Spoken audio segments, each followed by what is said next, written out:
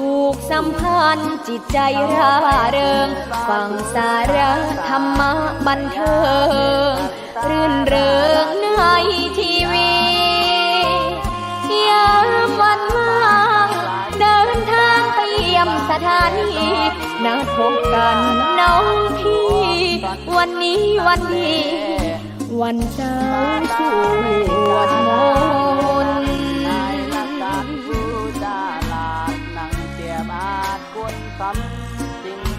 นำมือขาบไว้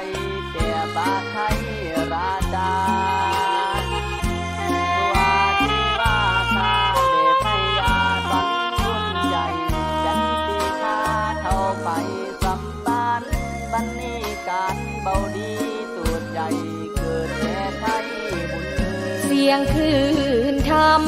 บอกหลักธรรมให้คลายความเหงาฟังเสียงธรรมะเบาเบาบอกเล่าถึงคนบ้านไกลสื่อธรรมะบอกลดละระหว่างด้วยใจสื่อไปถึงสวงในเข้าใจหลักธรรมหลักดีลิ้วเพลงธรรมผูกสัมพันธ์จิตใจร่าเริงฟังสาระธรรมะบันเทิงรื่นเริงในทีวียามวันว่างเดินทางไปเยี่ยมสถานีนัดพบกันน้องพี่วันนี้วันดีวันเสาร์สวดมนต์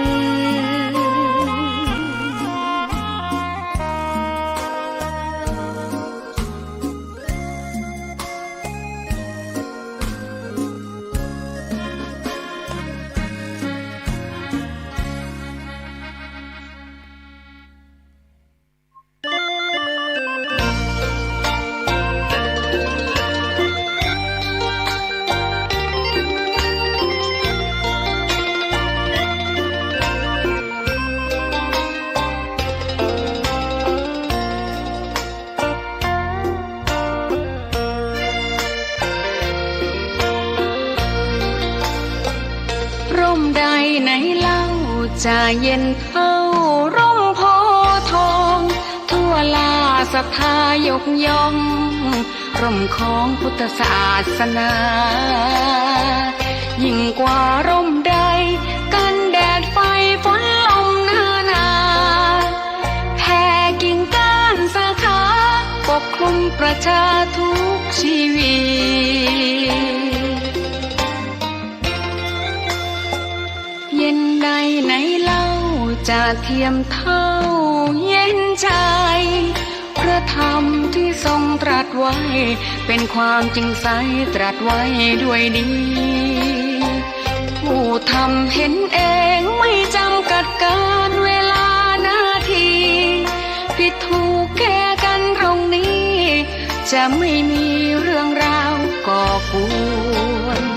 พุทธศาสนาเชื่อมมากับเมืองสยามวัดบ้านโรงเรียนเขตคามปฏิบัติตามแม่ยามเรรวนคิดทำสิ่งใดเป็นไปเพื่อประโยชน์ทั้งมวลทำดีละสิ่งยั่วยวนขนึงครวญทางสายกลางชนะในเล่าจะเทียมเท่าชนะตนยิ่งใหญ่ในทุกแห่งหนยิ่งกว่าชนะคนในสงครามไม่มีกลับแพ้ไม่มีเรื่องแย่มาลุกลามประพฤติปฏิบัติตามองค์สัมมาสัมพุทธเจ้า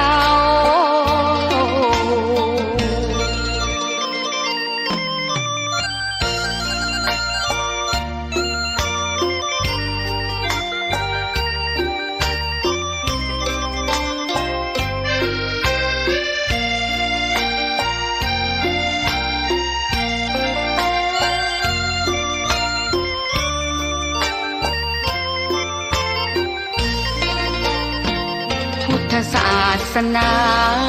เชื่อมมากับเมืองสยามวัดบ้านโรงเรียนเขตข้ามปฏิบัติตามแม่ยามเรรวนคิดทำสิ่งใดเป็นไปเพื่อประโยชน์ทั้งมวลทำดีละสิ่งยั่วยวนขนึงครวญทางสายกลางชนะในเล่าจะเทียมเท่าชนะตนยิ่งใหญ่ในทุกแห่งหนยิ่งกว่าชนะคนในสงครามไม่มีกลับแท้ไม่มีเรื่องแย่มาลุกลามประพฤติปฏิบัติตามองค์สัมมาสัมพุทธเจ้า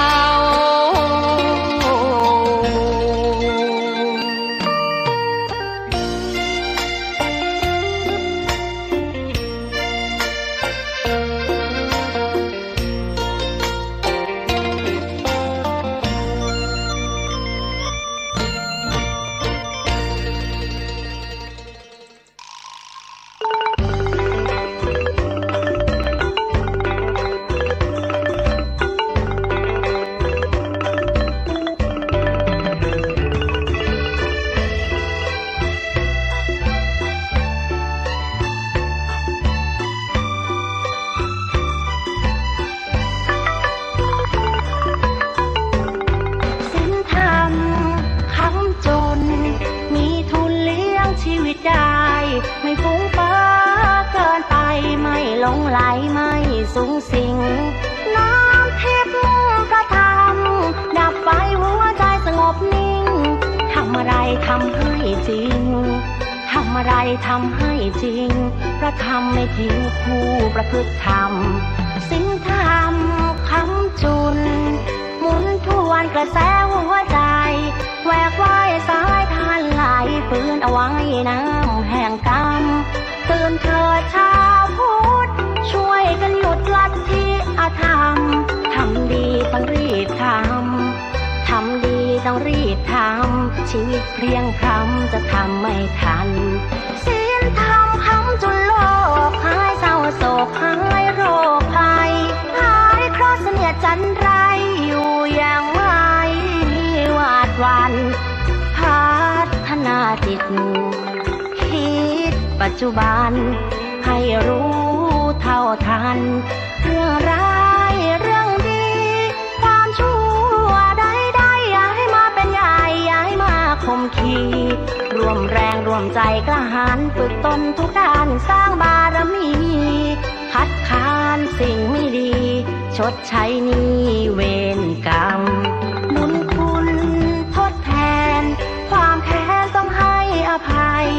ผิดพลาดต้องแก้ไขไม่ถือว่าใครเป็นศัตรูบูรพาคณาจารย์ท่านอาจผ่านไม่มีใครสู้ดินกลบหน้าให้ทุกคนดูดินกลบหน้าให้ทุกคนดูสูงสุดคืนสู่สามัญ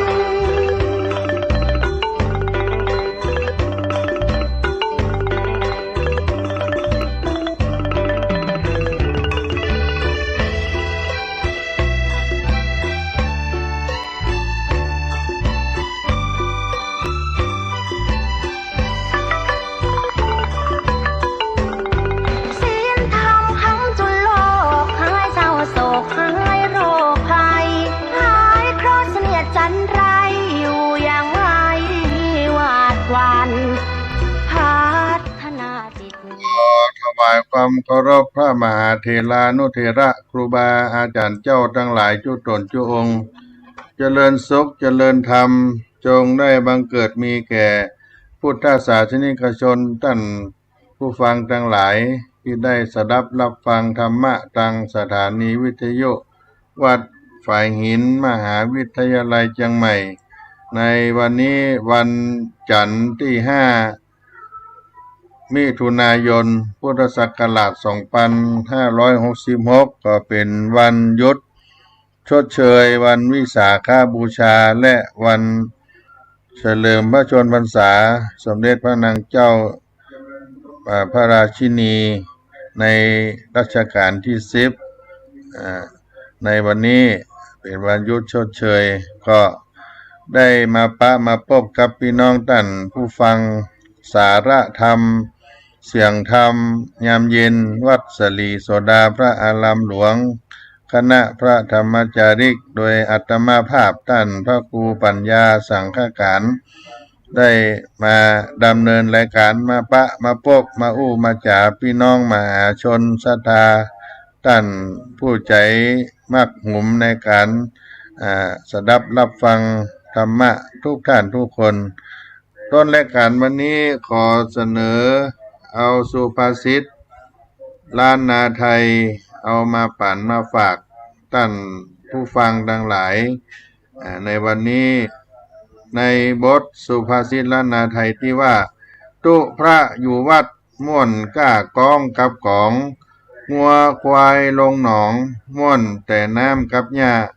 ตุพระอยู่วัดม่วนก้ากองกับของงัวควายลงหนองม่วนแต่น้ำกับหญ้าพระเนนอยู่วัดพึงพอใจ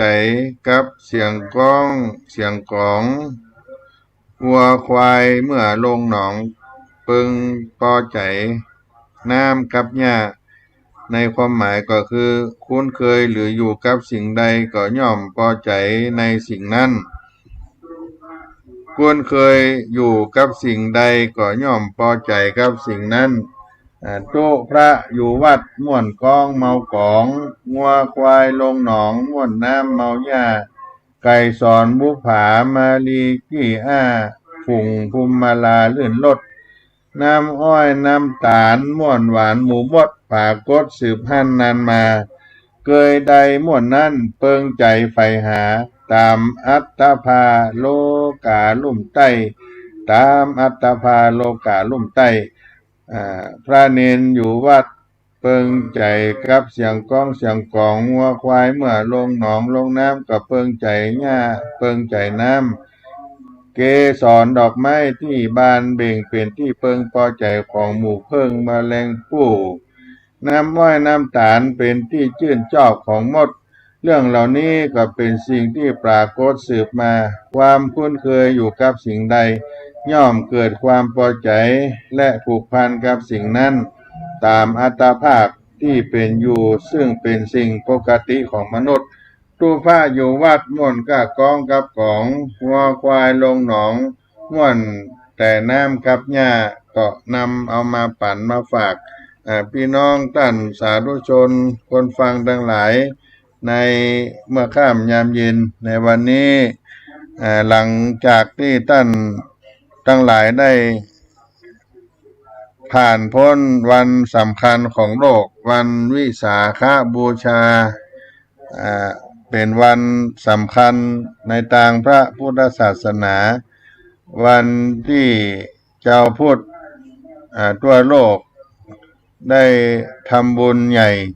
จัดกิจกรรมต่างๆเพื่อระลึกถึงองค์สมเด็จพระสัมมาสัมพุทธเจ้าวันที่3 มิถุนายน 2566วันวิสาขบูชาซึ่งได้รับยกย่องให้เป็นวันสำคัญสากลโลกเมื่อถึงวิสาขบูชามาแล้วหมู่เฮาท่านทั้งหลายก็ได้กระทำกิจกรรมทำบุญตักบาตรเข้าวัดฟังเทศน์ฟังธรรมบางท่านก็สมาทานศีล 5รักษาศีล 8งดการทำบาปทั้งปวงถวายทานปล่อยนกปล่อยสัตว์ได้มาเวียนเทียนในวัดวาอารามโดยเฉพาะนครเชียงใหม่ของเรานั้นได้มีประเพณีเตียวขึ้นดอยสุเทพสักการะบูชาพระบรมธาตุเจ้าดอยสุเทพที่พระเดชพระคุณพระธรรมเสนาบดีที่ปรึกรองเจ้าคณะภาค7เจ้าอาวาสวัดพระธาตุดอยสุเทพราชวรวิหารได้เปิดโอกาสให้ศรัทธาประชาชนทั้งหลายได้ขึ้นสักการะบูชาองค์พระธาตุพระบรมธาตุเจ้าดอยสุเทพในวันวิสาขบูชาที่ เฮาระลึกถึงพระบรมธาตุเจ้าดสุเทพอันที่เป็นประดิษฐานของพระบรมธาตุขององค์สมเด็จพระสัมมาสัมพุทธเจ้า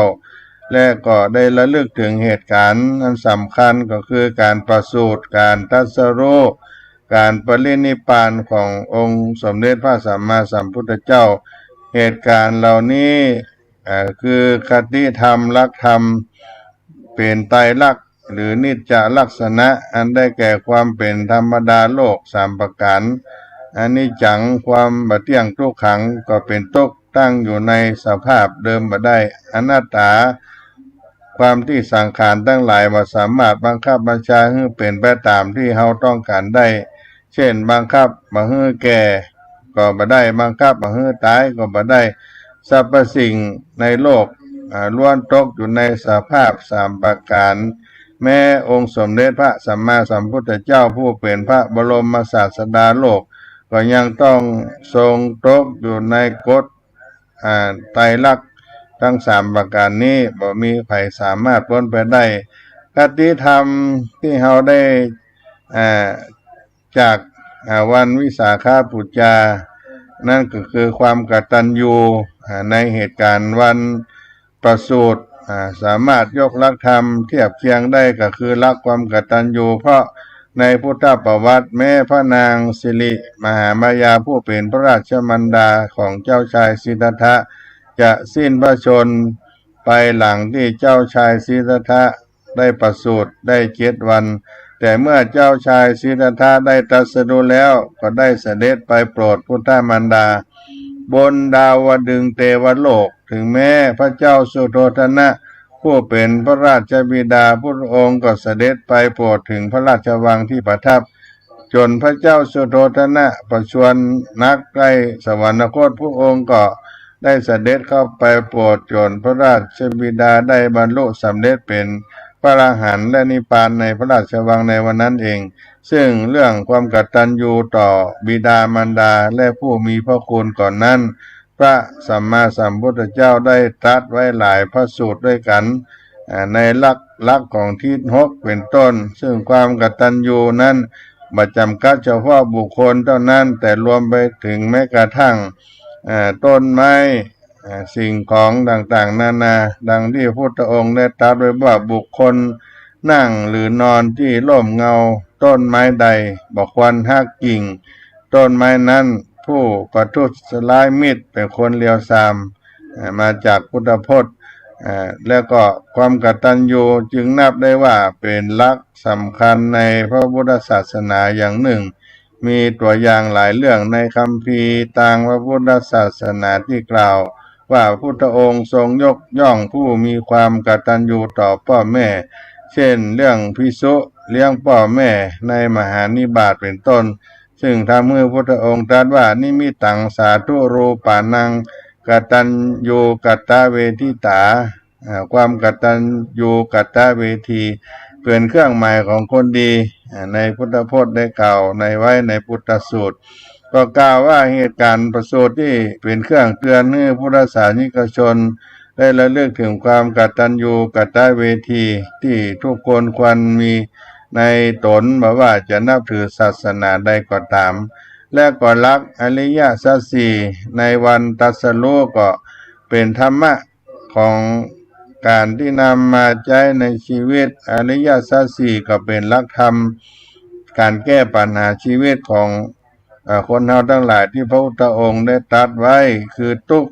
ความไม่สบายกายไม่สบายใจสภาวะที่ตนได้ยากทั้งหลายเป็นปัญหาสมุทัยต้นเหตุของความทุกข์ก็คือกิเลสตัณหาเป็นต้นเหตุของปัญหาเป็นทุกข์ก็เป็นปัญหาสมุทัยต้นเหตุของปัญหานิโรธจุดหมายที่จะดับทุกข์ก็คือนิพพานเป็นวางเป้าหมายไว้และก็มรรคแนวทางในการปฏิบัติเพื่อดับทุกข์ลงมือแก้ไข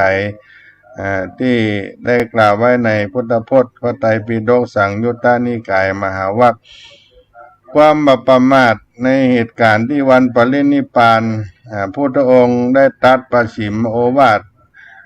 บทหนึ่งอันเป็นยอดของคำสอนในพระพุทธศาสนาที่ทุกคนได้นำมาปฏิบัติการมีสติอยู่ทุกเมื่อบ่ให้ทุกข์ร้อนใจอันเกิดจากอำนาจกิเลสเข้าครอบงำความไม่ประมาทในการทุกเมื่อที่พุทธองค์ได้ตรัสไว้อัปปมาเตนะสัมปาเตทะพวกเธอทั้งหลายจงยังประโยชน์ตนและต้านให้ถึงพร้อมด้วยความไม่ประมาทเถิด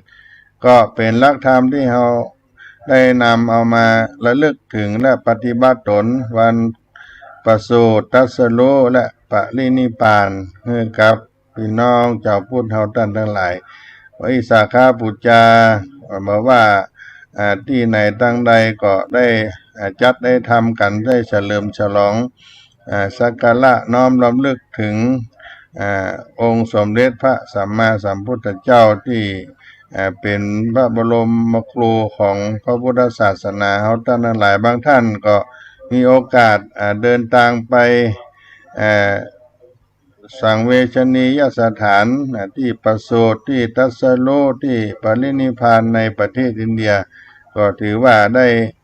เข้าไปสักการะบูชาในวันวิสาขบูชาที่จังหวัดเชียงใหม่ของเฮาอาตมาภาพก็ได้ร่วมกิจกรรมได้รับมอบหมายจากพระเดชพระคุณหลวงพ่อได้ให้คณะสงฆ์พระภิกษุสามเณรที่ได้รับความขอจากวัดพระบรมธาตุเจ้าได้สนับสนุนในพิธีประเพณีการเที่ยวขึ้นดอยสุเทพไหว้สาปารมีพระบรมธาตุดอยสุเทพซึ่งประเพณีอันยิ่งใหญ่ของชาวเชียงใหม่ที่ได้เที่ยวขึ้นดอยสุเทพไหว้สาปารมีพระบรมธาตุดอยสุเทพวัดสลีโสดาพระอารามหลวงและสัตดาบ้านน้ำตกห้วยแก้วก็ได้เป็นเจ้าภาพจุดที่หนึ่งที่อนุสาวรีย์ควงครูบาเจ้าสลีวิจัยได้ต้อนรับมหาชนทั้งหลายที่เดินทางเข้ามาร่วมประเพณีเที่ยวขึ้นดอยสุเทพที่เพิ่นได้อัญเชิญน้ำสงฆ์พระราชทานผ้าไตรพระราชทานขึ้นสู่วัดพระธาตุดอยสุเทพที่ควงอนุสาวรีย์ครูบาเจ้าศรีวิจัยเพื่อนำน้ำสงฆ์พระบรมธาตุในวันวิสาขบูชามีพิธีเปิดที่ควงครูบาเจ้าศรีวิจัยถวายเครื่องสักการะครูบาเจ้าศรีวิจัยแห่พระพุทธรูปปั้นครูบาเจ้าศรีวิจัยขึ้นดอยสุเทพเกือบ12กิโลเมตรเป็นกิจกรรมที่ได้ทำสืบเนื่องกันมาและก็ได้รับเป็นเจ้าภาพในการที่พระเดชพระคุณพระธรรมเสนาบดีได้มอบหมาย ขอความร่วมมือกับวัดสลีโสดาพระอารามหลวงปีนี้ก็มีศรัทธามหาชนทั้งหลายได้หลั่งไหลกันขึ้นมาไหว้สาปารมีพระธาตุเจ้าดอยสุเทพในปี2566กันเนืองแน่นเป็นวันสำคัญสากลโลกแต่ว่าการเดินขึ้นนั้นจะเดินในวันออก14ค่ำก่อนวันวิสาขบูชา1วันแล้วก็เป็นวันสากลที่อยู่ในระหว่างวันที่27พฤษภาคมถึง11มิถุนายนวันวิสาขบูชาถึงอัฐมีบูชาวัดพระบรมธาตุเจ้าดอยสุเทพก็ยังจัดไปถึงวันอัฐมีบูชาหรือวัน11มิถุนายนก็เป็นที่แล้วแห่งเทศกาลวันสำคัญในทางพระพุทธศาสนาเพราะฉะนั้นก็ได้ประกอบกิจกันแต่ละจุดแต่ละแห่งซึ่งเป็นประเพณีเที่ยวขึ้นดอยสุเทพได้รับการร่วมมือจากวัดวาอารามต่างๆวัดสลีโสดาวัดฝายหินวัดผาลาดวัดโชติกุลวัดวังสิงคำหลายที่ได้รับมอบหมายให้จัดซุ้มต้อนรับคนต่างหลายที่เดินขึ้นดอยสุเทพขึ้นไปสักการะบูชาซึ่งพระบรมธาตุเจ้าดอยสุเทพนั้นอายุ652 ปี ได้มีอายุยืนยาวได้รับพระมหากรุณาธิคุณโปรดเกล้าเป็นกรณีพิเศษได้รับน้ำสงฆ์พระราชทานมาปีแรก2543ได้อัญเชิญจากสนามบินขึ้นมายังวัดพระธาตุดอยสุเทพแล้วก็จัดพิธีแห่ต้อนรับที่ลานจุดชมดอยสุเทพขึ้นประดิษฐานบนหน้าพระวิหารวัดพระธาตุดอยสุเทพประกอบพิธีถวายน้ำสงฆ์ที่มีท่านพระณด้านทารินนิมานเหบินรัฐมนตรีว่าการกระทรวงการคลังเป็นคนจังหวัดเชียงใหม่เป็นประธานในพิธีคนแรกนี่ก็เป็นประเพณีที่ได้ทำสืบกันมาในจุดที่หนึ่งก็วัดสลีโสดาพระอารามหลวงที่ขวางอนุสาวรีย์ครูบาเจ้าศรีวิจัยไปถึงวังบัวบานไปถึงผาลาดไปถึงม่อนพญาหงส์หลายที่ก็จะมีกิจกรรมวันประสูติวันตรัสรู้ปรินิพพานตามลายต่างให้พี่น้องศรัทธาได้รับได้ชมในการประวัติของของพระสัมมาสัมพุทธเจ้า652 ปีประเวณีเตียวขึ้นดอยสุเทพก็ได้ผ่านพ้นไปซึ่งก็ได้มีการเดินขึ้นไปกันคนมักพวงหลงไหลไปหลายบ้านหลายเมืองก็มาร่วมที่วันที่2มิถุนายนที่ผ่านมาเพราะฉะนั้นทุกท่านที่มีโอกาสได้ขึ้นไปบางท่านก็มาเกือบทุกปีอย่างนี้เป็นต้นก็ได้สักการะได้ไหว้ได้สาพระบรมธาตุเจ้าที่ในหนังสือสวดมนต์ตามหีดตัวหอยเตียวขึ้นดอยไหว้สาบารมีพระบรมธาตุเจ้าดอยสุเทพที่เพิ่นได้กล่าวไว้ว่าในปีพุทธศักราช1914พระเจ้ากือนาธรรมิกราชกษัตริย์ในราชวงศ์มังลายลำดับที่6ร่วมกับพระมหาสวามีพระสุมาณเถระได้อัญเชิญพระธาตุขึ้นบนหลังจ้างเผือกมงคลโดยตั้งสัจจะอธิษฐานไว้ว่าเมื่อจ้างได้นำพระบรมธาตุไปถึงที่เหมาะสมสำหรับเก็บรักษาพระบรมธาตุนี้แล้วไซขอพระธาตุได้แสดงอภินิหารบังคับให้จ้างยศอยู่ตัดนั้นอยู่ตรงนั้นเถิดจากนั้นก็ปล่อยให้จ้างเดินออกไปทางประตูจ้างเผือกมุ่งหน้าไปทางทิศตะวันตกไปทางบนดอยพระเจ้ากือนากับพระมหาสวามีพร้อมประชาชนที่เลื่อมใสศรัทธาได้เดินตามจ้างไปเป็นเวลายาวนานเมื่อจ้างเดินขึ้นไปถึงตีนดอยสุเทพได้ยศและเปล่งเสียงขึ้น3 ครั้งและเดินขึ้นไปบนยอดดอยเมื่อถึงที่โล่งกว้างก็เวียนซ้าย3 รอบแล้วก็ยุดคุกเข่าหมอบลงพร้อมกับเปล่งเสียงร้อง3 ครั้งอีกรอบหนึ่งเพราะพระเจ้ากือนากับพระมหาสวามีได้อัญเชิญพระธาตุลงหลังจ้างบรรจุไว้ณตรงนั้นโดยขุดหลุมลึก8 ศอกกว้าง1 ศอก1 วาลึก8 ศอกกว้าง1 วา3 ศอกและได้นำเอาแผ่นหินขนาด7 ศอกมาทำเป็นหีบมาเอาผอบพระธาตุพร้อมด้วยเครื่องสักการะบูชาจำนวนมากใส่ลงไปในหีบนั้นจากนั้นได้สร้างพระเจดีย์ขนาดสูง5 วาครอบเหนือหีบนั้นไว้เพื่อให้เป็นที่เคารพบูชาแก่คนทั้งหลายทั้งปวงดังนั้นปออนุมานได้ว่าวัดพระธาตุดอยสุเทพราชวรวิหารสร้างโดยพระเจ้ากือนา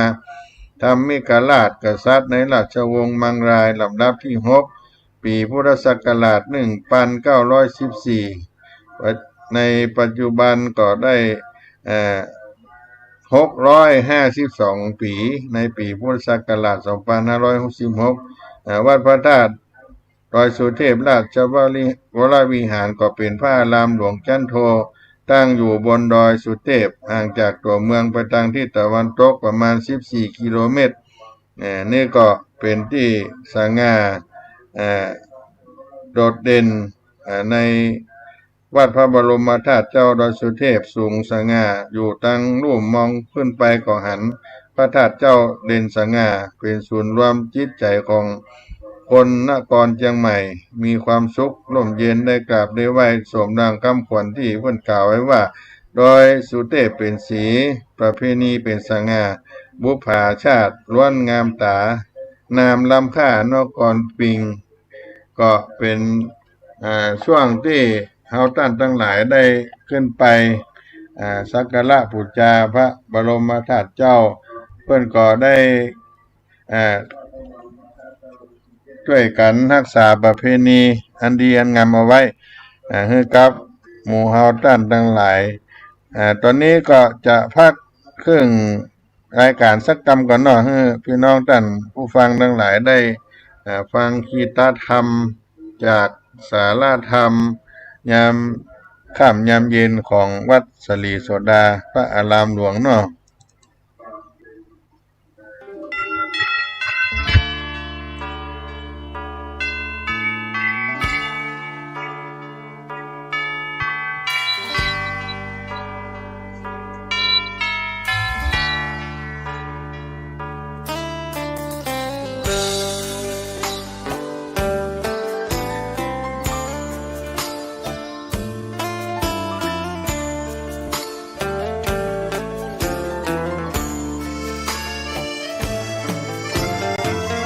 เชิญชวนทุกท่านเข้าวัดเข้าวาฟังธรรมะจากหลวงตาเสริมชีวาให้สุขสดใสยึดมั่นหลักธรรมคำสอนไว้ให้ขึ้นใจความดีรีบทำกันไว้หญิงชายอย่าได้นายนี้เชิญชวนทุกท่านเข้าวัดเข้าวาทำบุญด้วยจิตศรัทธาบุญพาให้เราสุขีจะทำการใดนำใช้ในสิ่งดีทำบุญให้ทานวันนี้ไม่มีใครว่าใครชังสมัยก่อนประทับใจปู่ย่าตายายวันพระไม่เคยเบื่อหน่ายจำได้ไม่ลืมสักครั้งเหตุใดวันนี้มีคนเข้าวัดน้อยจังอยากให้เหมือนก่อนอีกครั้งฝากความหวังกับคนรุ่นใหม่เชิญชวนทุกท่านเข้าวัดเข้าวารับศีลรับพรหลวงตาเสริมคุณค่าให้กับจิตใจกระทำความดีเรื่องนี้ไม่ต้องอายใครว่างจากการงานเมื่อใดเชิญชวนท่านไปทำบุญ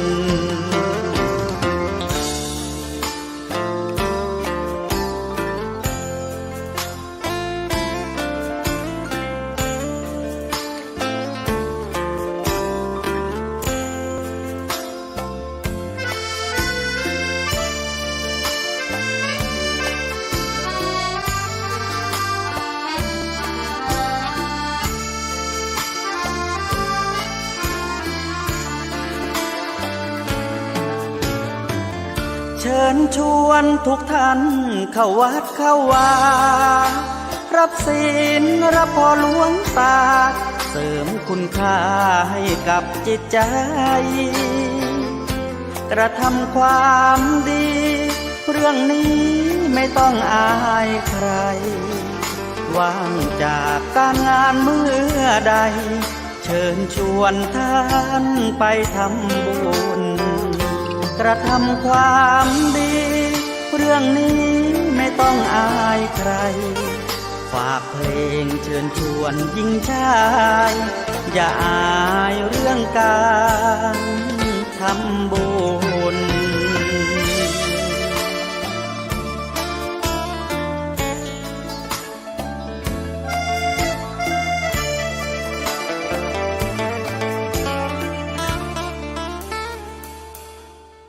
ท่านสาธุชนทั้งหลายได้กล่าวพูดจาถึงพระบรมธาตุดอยสุเทพวันนี้ได้รับอาราธนานิมนต์จากพระเดชพระคุณหลวงพ่อพระธรรมเสนาบดีรองเจ้าคณะภาค7ให้คณะสงฆ์ไปสมโภชพระธาตุเจ้าจนถึงวันอัฐมีบูชาเป็นคำรบที่10ของการสวดมนต์สมโภชพระธาตุเจ้าก็ได้กล่าวถึงองค์พระบรมธาตุเจ้าที่ปรากฏเกิดขึ้นในตำนานประวัติพระบรมธาตุเจ้าดอยสุเทพพระบรมธาตุดอยสุเทพเป็นปูชนียสถานศักดิ์สิทธิ์ของเจ้าเจียงใหม่และพุทธบริษัททั่วไปเชื่อกันว่าหากมาสักการะอธิษฐานและขอพรพระธาตุดอยสุเทพจะมีแต่ความสำเร็จสมหวังดังปรารถนาแคล้วคลาดผ่านอุปสรรคนาไปได้ในการสักการะพระธาตุนั้นควรเตรียมข้าวตอกดอกไม้ธูปเทียนได้เดินเวียนพระทักษิณ3 รอบกล่าวคำนมัสการพระธาตุเจ้าโดยตั้งจิตอธิษฐานขอให้สมความหวังที่ปรารถนาและก็ควรไหว้พระธาตุให้ครบทั้ง4 ทิศซึ่งให้อานิสงส์ที่ต่างกันทิศเหนือขอให้มีปัญญาดุจพระจันทร์เพ็ญทิศใต้ขอให้ได้เป็นพระภิกษุสงฆ์ได้บวชในพระพุทธศาสนาทิศตะวันออกขอให้ได้ขึ้นสวรรค์ทิศตะวันตกเป็นการเคารพบูชาสูงสุดต่อองค์พระธาตุพระธาตุเจ้าดอยสุเทพวัดพระธาตุดอยสุเทพราชวรวิหารเป็นชื่อเต็มแต่คนเฮาทั้งหลายประชาชนคนทั้งหลายก็เรียกสั้นว่าวัดดอยสุเทพเป็นวัดที่เข้าใจกันดีว่าเป็นวัดเดียวกันซึ่งมีความสำคัญในทางพระพุทธศาสนาประวัติศาสตร์ล้านนาไทยและจังหวัดเชียงใหม่เป็นอย่างยิ่งเป็นวัดสังกัดคณะสงฆ์มหานิกายมีฐานะเป็นพระอารามหลวงชั้นราชวรวิหารตั้งอยู่บนดอยสุเทพในเขตที่ต่อกับอุทยานแห่งชาติดอยสุเทพปุยสูงจากระดับน้ำทะเลประมาณ950 เมตรเลขที่9บ้านดอยสุเทพหมู่ที่9ตำบลสุเทพอำเภอเมืองเชียงใหม่จังหวัดเชียงใหม่ดอยสุเทพเป็นดอยศักดิ์สิทธิ์มีตำนานเล่าว่าเดิมชื่ออุชุบรรพตหรือดอยอ้อยจ้างหรือดอยกาละต่อมาเรียกชื่อว่าดอยสุเทพสันนิษฐานว่าเดิมมีฤาษีตนหนึ่งชื่อว่าสุเทพหรือสุเทวะฤาษีก็เชื่อกันว่ามีตัวตนจริงเพราะเป็นผู้สร้างนครหฤพูนชัยเมื่อพุทธศักราช1204ได้อ้างตามจินการมาลีปกรณ์บำเพ็ญตบะอยู่บนดอยลูกนี้คนทั้งหลายก็จึงเรียกชื่อดอยนี้ตามชื่อพระฤาษีตนนั้นเรียกว่าสุเทวะฤาษีหรือสุเทวะฤาษีหรือว่าสุเทพที่ได้มาบำเพ็ญตบะอยู่บนดอยแห่งนี้ความเป็นมาของวัดพระบรมธาตุดอยสุเทพก็สร้างขึ้นในพ.ศ. 1926สมัยพระยากือนาพระยากือนามหาราชรัชกษัตริย์องค์ที่6ในราชวงศ์มังลายได้รับพระราชทานวิสุงคามสีมาเมื่อพุทธศักราช2010มีตำนานเล่าไว้ว่าวัดพระธาตุดอยสุเทพในสมัยพระยากือนาครองราชพุทธศักราช 1,898 ถึง 1,928 ผู้ทรงมีความเลื่อมใสในพระพุทธศาสนาได้โปรดให้สร้างพระธาตุบนดอยสุเทพทรงอาราธนาพระมหาสุมาณเถระเจ้าจากเมืองสุโขทัยให้มาประกาศพระพุทธศาสนาที่เมืองเชียงใหม่ทั้งนั้นพระมหาสุมาณเถรเจ้าได้อัญเชิญพระบรมธาตุ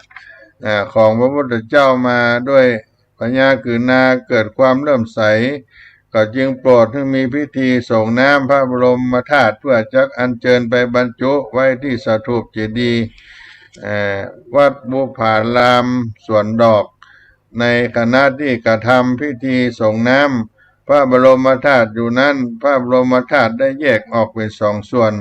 พญากือนากับพระมหาสวามีสุมาณะจึงได้พร้อมใจกันทำพิธีบรรจุพระบรมธาตุองค์ใหม่ไว้ณวัดสวนดอกส่วนพระบรมธาตุองค์เดิมได้อัญเชิญขึ้นไปประดิษฐานไว้บนดอยสุเทพโดยเริ่มจากการอัญเชิญพระอบพระบรมสารีริกธาตุขึ้นสถิตเหนือเสวตคชาทานจ้างมงคลแล้วปัดอธิษฐานเสียงจ้างพระที่นั่งปล่อยไปหากพระบรมธาตุประสงค์จะสถิตอยู่ที่ใดขอให้จ้างใจญามงคลจ้างมงคลนั้นได้ยุดที่แห่งนั้นในระหว่างที่จ้างมงคลได้เตียวไต่ขึ้นดอยไปได้ยุดถึง3 ครั้งทำให้เกิดชื่อของดอยจ้างนูนดอยงามครั้งที่3ซึ่งถือเป็นครั้งสำคัญเนื่องจากจ้างมงคลได้ไต่เข้าไปจนถึงยอดดอยวาสุเทพบรรพตแล้วร้องเสียงสะท้านสะเทือนไปบนดอยทั่วดอยเมื่อเดินประทักษิณ3 รอบแล้วก็จึงคุกเข่าหมอบลงกระทันและทันทีที่อาราธนาพระบรมธาตุลงหลังจ้างแล้วจ้างมงคลนั้นก็ล้มลงตายในทันทีซึ่งหมายความว่าจะบ่ยอมเป็นพาหนะของผู้ใดไปแถมจ้างมงคลตัวนี้ได้สิ้นชีพลงไปบ่ยอมจะเป็นพาหนะให้ผู้ใดมาใส่หลังของตัวเองสืบไปเหตุการณ์ในครั้งนั้นก็ปรากฏในพงศาวดารโยนกว่าพระเจ้านครเชียงใหม่ให้สร้างพระเจดีย์บรรจุพระบรมสารีริกธาตุองค์หนึ่งซึ่งเสด็จมาใหม่ในวัดบุพารามนั้นส่วนพระบรมธาตุองค์เดิมซึ่งพระมหาสุมาณเถระนำมาจากเมืองสุโขทัยนั้นเมื่อจะแสวงหาที่อันสมควรสร้างพระสถูปเจดีย์ก็จึงเชิญพระอบพระบรมธาตุขึ้นสถิตเหนือโคจรสารพญาคชาทานอธิษฐานเสียงพระที่นั่งปล่อยไปช้างทรงพระบรมธาตุก็ปลายหน้าเดินออกไปประตูเวียงขึ้นไปสู่ดอยอุชุบรรพตดอยสุเทพไปถึงผาลาดก็ยุดรออยู่สักครู่หนึ่งก็ขึ้นต่อไปจนถึงจอมเขาแล้วก็ยุดหน้าที่นั้นพระเจ้านครพิงค์เชียงใหม่กับพระมหาสุมาณเถระจึงพร้อมใจกันสร้างพระเจดีย์บรรจุพระบรมธาตุนั้นไว้ณจอมเขาที่นั่นในปีชวดอัฏฐศกจุลศักราช748พิสาขมาสเป็นวันพุธเสวยเลิกษ์16เป็นเลิกษ์สถาปนาพระเจดีย์พระธาตุดอยสุเทพอันปรากฏณจอมเขาหลังเมืองเชียงใหม่สืบมาจนถึงทุกวันนี้ในพงศาวดารโยนกได้กล่าวไว้การสร้างพระเจดีย์พระธาตุประดิษฐานพระบรมธาตุก็เริ่มจากขุดยอดดอยให้ลึกลง3 ศอกแล้วเอาหินแท่งหินใหญ่7 ก้อนมากรุเป็นผนังเหมือนหีบใบใหญ่แล้วนำพระบรมธาตุวางลงแล้วใช้หินถมทับไปแน่นหนาจนถึงปากแล้วจึงก่อสถูปสูง5 วาครอบปากหลุมไว้ชั้นหนึ่งและพระเจดีย์องค์นี้สร้างเสร็จเรียบร้อยเมื่อปีพุทธศักราช1928โดยมีฐานเป็นรูปสี่เหลี่ยมจัตุรัสด้านละ3 วาสูง7 วารูปทรงเป็นแบบรามันพุทธศักราช2081พระเมืองเกตเก้าปัญญาเจ้าพระเจ้าทรายคำได้โปรดนิมนต์พระมหายานะมงคลพระมหายานะมงคลโพธิ วัดอโศการามวัดลำมณียารามเมืองลำพูนได้มาสร้างเสริมพระเจดีย์ให้สูงกว่าเดิม12ศอกสูง44ศอกพร้อมทั้งให้จ้างจ้างนำทองคำนัก1,700 บาททำเป็นรูปดอกบัวดอกบัวทองใส่บนยอดเจดีย์และหุ้มทองจั่งโผองค์พระเจดีย์พุทธศักราช2085พระมหายนะมงคลโพธิ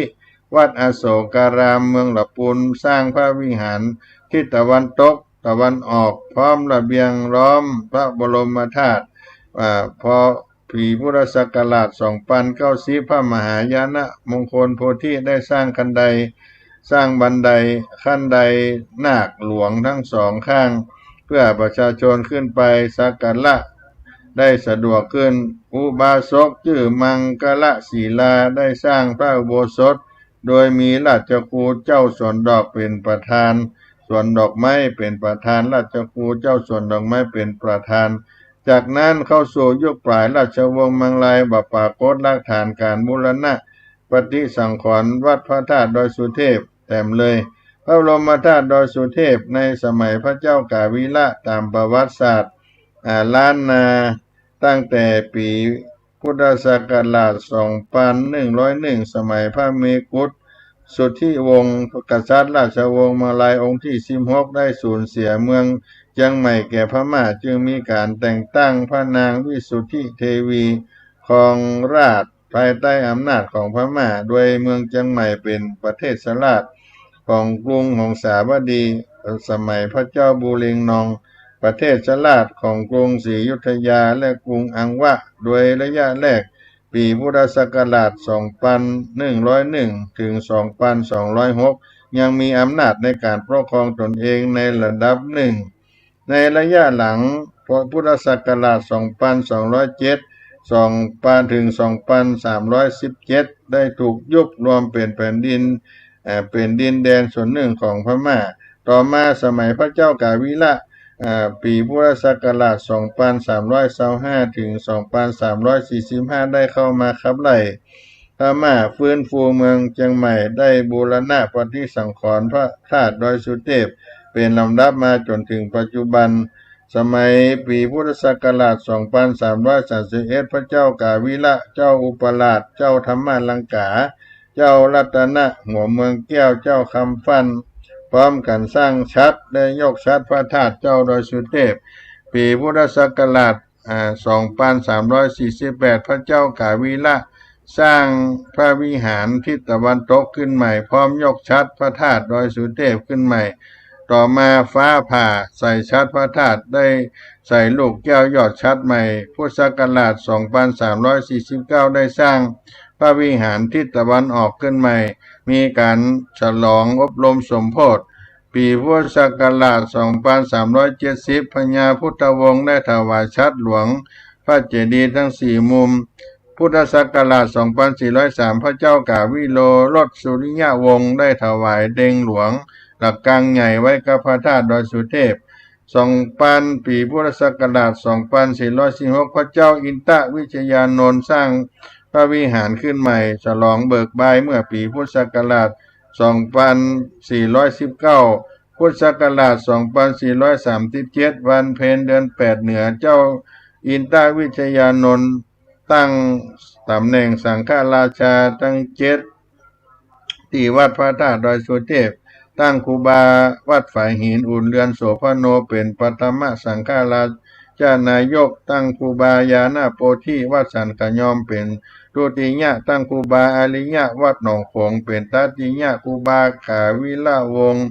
วัดพวกแต้มเป็นจตุทะตั้งครูบากันธาจันแก้วกันทาโลวัดเจตุพลเป็นปัญจมะครูบาปินตา